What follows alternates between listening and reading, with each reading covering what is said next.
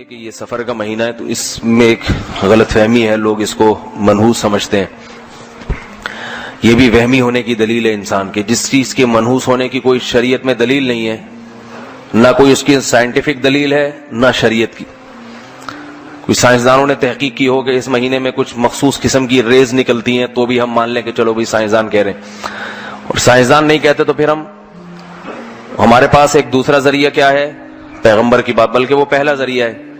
سب سے پہلے پیغمبر کی بات. تو پیغمبر صلی اللہ علیہ وسلم سے بھی سفر کے بارے میں کہیں بھی نہیں ہے کہ منحوس ہے. اسلام میں نہ کوئی دن منحوس نہ کوئی مہینہ منحوس. برکت والے دن تو ہیں جن میں اضافی برکتیں ہیں، نحوست کسی دن میں نہیں ہے. تو اس لیے اس مہینے کو منحوس سمجھنا یہ بدعت ہے، غلط ہے. اور یاد رکھیں جو آدمی وہمی ہوتا ہے اللہ کے معاملات پھر اس کے ساتھ ایسے ہی ہوتے ہیں. تو اس لیے ایک دفعہ ہمت کریں کہ اس مہینے کو منحوس سمجھنا چھوڑ دیں. شیعہ لوگ اس مہینے کو منحوس سمجھتے ہیں، محرم میں بھی شادی نہیں کرتے، سفر میں بھی نہیں. یاد رکھیں کہ جس چیز کے منحوس ہونے کی دلیل نہیں ہے تو اس میں پھر ایسا کام کرنا چاہیے تاکہ آپ کے عقیدے کی اصلاح ہو.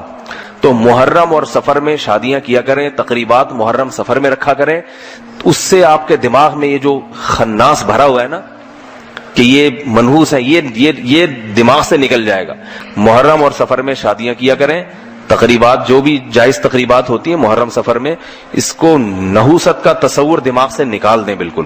اور پھر اگر اللہ نہ کرے کوئی شادی ناکام ہو گئی محرم کی وجہ سے، یعنی محرم کی وجہ سے تو نہیں ہوگی، محرم میں کیا اور شادی ناکام ہو گئی اتفاق سے، تو یوں نہ کہیں کہ محرم کی وجہ سے ہوئی ہے. یہ سوچیں جس کی ربیع الاول میں ہوئی تھی اس کی کون سی کامیاب ہوئی ہے.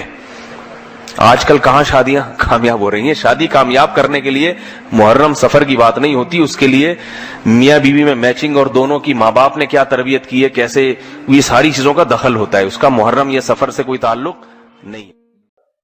ایک روایت کے اندر جو صحیح مسلم کے اضافی لفظ یہ ہے لا ادوا، مرض کی کوئی حقیقت نہیں، مطلب چھوت چھات کی کوئی حقیقت نہیں، ولا سفر، اور سفر کی کوئی حقیقت نہیں، ولا غول، اور بھوت پریت جیسی کوئی چیز نہیں ہوتی. بھوت پریت نہیں ہوتے. پھر کیا ہوتا ہے؟ یہ شیطان ہوتے ہیں جو انسانوں کو تکلیف دینے زندہ یا مردوں کی شکل میں آتے ہیں یا مختلف قسم کی گندی گندی شکلوں میں آتے ہیں تاکہ انسان ڈر جائے اور بھوت پریت والا عقیدہ ہے. تو بھوت پریت کچھ نہیں. دنیا میں کیا کیا ہے؟ انسان ہے جو سب سے بڑا شیطان خود ہی ہے، اس سے بڑا شر کرنے والا کوئی نہیں ہے، تو کیا بھوت اور کیا پریت. ٹھیک ہے. دوسرا جن ہے جو انسانوں کو تنگ کرتے دکھتے نہیں، اور تیسرے فرشتے، اس کے علاوہ کچھ بھی نہیں ہے. اور بھوت پریت جیسی کوئی چیز نہیں ہے. ٹھیک ہے.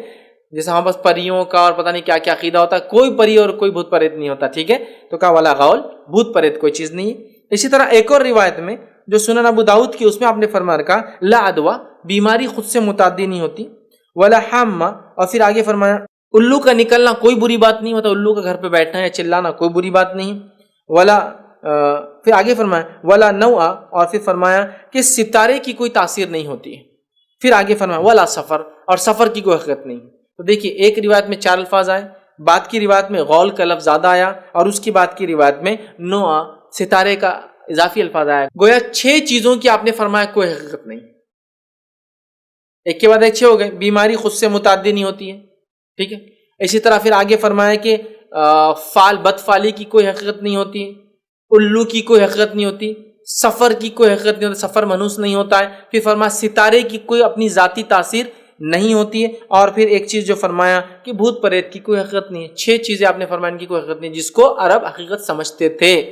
سفر کرتا ہے اس مہینے کو منحوس سمجھنا یہ کفر اور شرک تک ہمیں لے جائیں گا. ہمیں چاہیے کہ اس معاملے میں بہت احتیاط کریں. کوئی مہینہ منحوس نہیں ہوتا، کوئی گھڑی نہیں. یہ انسان کے اعمال ہوتے ہیں جس کے اعتبار سے یاد رکھیے وہ مہینہ، وہ گھڑی، وہ پل، وہ وقت اس کے لیے برا ہوتا ہے، لیکن وہ من جملہ ساری امت کے لیے، ساری دنیا کے لیے، ساری انسانیت کے لیے نہیں ہوتا ہے. یہ اس کے اعمال کا نتیجہ ہوتا ہے جو اس کے ساتھ یہ چیز ہوتی ہے، یاد رکھیے. اب ہم دیکھتے ہیں سفر کے مہینے کے تعلق سے بہت ساری بدفعلیاں، بدشگونیاں لی جاتی ہے. ٹھیک ہے. تو اس کی حقیقت کیا ہے وہ بھی ہم دیکھ لیتے ہیں. اس کی حقیقت یہ ہے کہ لوگوں نے موضوع روایتوں کو گھڑ لیا. ایک روایت جو موضوع جو بیان کی جاتی ہے اس کے الفاظ اس طرح سے جو شخص مجھے سفر کے گزرنے کی خوشخبری دے میں اس کو جنت کی بشارت دیتا ہوں. مطلب سفر جو منحوس مہینہ تھا چونکہ گزر گیا، جو آ کر مجھے یہ خوشخبری سنائے گا کہ سفر ہو گیا تو میں اس کو جنت کی بشارت دیتا ہوں. بس اب چونکہ حدیث کے الفاظ ہے جبکہ موضوع ہے، من گھڑت ہے، بے بنیاد بے اصل روایت ہے. حدیث میں آتا ہے کہ بس سفر گزر گیا تو آپ نے فرما رہے کیا کہ مجھے کیا کرو، خبر دو تو میں تمہیں جنت کی بشارت دوں گا. تو یاد رکھیں ایسی روایتوں سے ہوتا ہے. آج یہی ہو رہا ہے نا، ابھی دیکھیے ربی الاول کا مہینہ آئے گا تو ایک میسج ابھی سے آئے گا، جو ربی الاول کی مبارکباد پہلے سے دے اللہ کے طرف اس پہ جنت واجب ہو جاتی ہے. دیکھو بھائی میں تم کو ایک مہینہ پہلے اس کی مبارکباد دے رہا ہوں، سفر میں دیتا ہوں ربی الاول کی. یہ بھی من گھڑت بے بنیاد ہے، سمجھ رہے آپ؟ یہ سب بے اصل چیزیں. جو رمضان کی آمد سے پہلے اس کی مبارکباد دے دے، بشارت دے دے، میں اس کو جنت کی بشارت دیتا ہوں، یہ بھی بے بنیاد بے اصل موضوع روایت ہے، سمجھ رہے آپ؟ تو لہٰذا سفر کے تعلق سے ایسی موضوع روایتیں گڑھی گئی جس کی وجہ سے یہ من گھڑت باتیں پھیلتی گئی، جس کی وجہ سے بدعقیدگی ہم میں پھیلتی گئی، جس کی وجہ سے آج جو کچھ ہم کر رہے ہیں سفر کے مہینے میں، یاد رکھیے میرے بھائیوں اور بہنوں، یہ کفر اور شرک لے جاتا ہے. لوگ اس مہینے میں دو قسم کے افعال کرتے ہیں، ایک وہ کہ اچھے کام سے رک جانا، اور دوسرا وہ کہ برائی کو ٹالنے کے لیے، خیر لانے کے لیے بہت سارے کام کرتے ہیں. ایک عجیب عقیدہ یہ بھی کہ کچھ لوگ سفر کے آخری بدھ کو منحوس مانتے ہیں، اس لیے کہ وہ کہتے ہیں نبی اکرم صلی اللہ علیہ وسلم اس روز بیمار ہوئے تھے، تو وہ اس روز کو منحوس مانتے ہیں. اور ایک طبقہ مسلمانوں کا یہ ہے، وہ کہتا ہے سفر کا آخری بدھ منحوس ہوتا ہے، لہٰذا نحوست کو ہٹانے خوشیاں منائی جائے. سفر کا آخری بدھ نبی اکرم صلی اللہ علیہ وسلم بیمار ہوئے، بیماری بڑھتی گئی، پھر آپ کی وفات ہو گئی ربیع الاول کے اندر. یہ سب بے بنیاد ہے، اس کی سیرت میں کوئی بنیاد اور اصل نہیں ہے. سفر کے تعلق سے یہ بات یاد رکھ لیجئے، سفر کے تعلق سے نبی اکرم صلی اللہ علیہ وسلم سے کوئی خاص عمل ثابت نہیں، کوئی خاص روزے ثابت نہیں، کوئی خاص نماز ثابت نہیں. جو آپ کا معمول تھا آپ وہ کرتے تھے، اور آپ نے نہ اس مہینے کو ذرہ برابر بھی منحوس یا نحوست والا ڈکلیئر نہیں کیا. لہٰذا آپ نے کیا کہا؟ 4 حرمت والے ہیں، اس میں کہاں ہے کہ ایک منحوس ہے سفر، ایک غم والا ہے محرم؟ کہاں ہے؟ نہیں ہے نا. تو لہٰذا آپ کچھ نہیں ہوگا. لہٰذا ہم بھی اس مہینے کو جیسا عام اعمال کرتے کیجئے، اس میں کوئی تیرا تیزی نہیں ہے، کوئی بدھ اس کا منحوس نہیں ہے، کوئی اچھے کام سے مت رکیے، کرتے جائیے جو آپ کو کرنا تھا. عام زندگی اب جیسے گزاریے. جو خیر آنا ہے اللہ کی طرف سے آ کر رہیں گا آپ کے پاس، جو شر آپ کو پہنچنا ہے اللہ کی طرف سے وہ آ کر رہیں گا آپ کے پاس. خیر کو کوئی آپ سے چھین نہیں سکتا، شر کو آپ سے کوئی ہٹا نہیں سکتا جب تک کہ آپ کا اور میرا رب نہ چاہے. تو لہٰذا جب رب چاہیں گا، جب ہوں گا، تو پھر کیا سفر منحوس اور کیا محرم غم کا، اور کیا کوئی دن اور گھڑی کچھ کر سکتی. لہٰذا اپنے عقیدے کو پاک کریں تو خالص توحید پر ہم آ جائیں، ان توہام اور بدفعلیوں سے اور جس کو کہیں گے شگون اور بدشگونوں سے اپنے آپ کو دور رکھیں، اور ایک سچے مسلمان کا اور جیسے اصحاب کا، صحابہ کا عقیدہ تھا رضی اللہ عنہم اجمعین، ویسا عقیدہ ہم اپنا بنائیں، اپنے بچوں کا بنائیں، تاکہ ہم جو اس دنیا میں بھی کامیاب ہو اور آخرت بھی ہماری. چاند کا دوسرا مہینہ ہے جس کے حوالے سے لوگوں میں بہت سی غلط فہمیاں پائی جاتی ہیں. ایک طرف اس کے ساتھ بہت سی توہمات اور بدشگونیاں وابستہ کر لی گئی ہیں، اور دوسری طرف ان کے خود ساختہ حل بھی تلاش کر لیے گئے ہیں. مثلاً اس مہینے میں شادی نہ کرنا، چنے ابال کر محلے میں بانٹنا کہ ہماری بلائیں دوسروں کی طرف چلی جائیں، آٹے کی 365 گولیاں بنا کر تالابوں میں ڈالنا تاکہ بلائیں ٹل جائیں اور رزق میں ترقی ہو، 311 یا زیادہ بار سورۃ مزمل کا پڑھنا، اس مہینے کو مردوں پہ بھاری سمجھنا، اور اس کی 13 تاریخ کو منحوس سمجھنا جس کو 13 تیزی بھی کہا جاتا ہے. لیکن حقیقت یہ ہے کہ ان باتوں کی ہمارے دین میں کوئی حیثیت نہیں، کوئی حقیقت نہیں ہے. یہ سب لوگوں کے اپنے ذہن کی خود ساختہ باتیں ہیں. انسان کے اصل نفع نقصان کا مالک کون ہے؟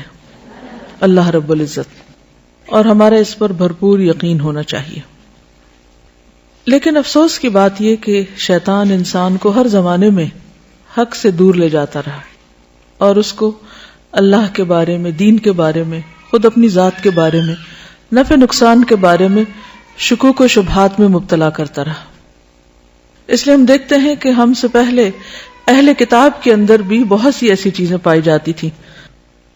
اس لیے بے حد ضروری ہے کہ ہم سب اس معاملے میں بہت احتیاط برتیں. کسی بھی قسم کی خرافات، توہمات، بدشگونیوں پر یقین رکھنا شرک میں داخل ہو جاتا ہے، انسان کو اللہ کی رحمت سے دور کر دیتا ہے.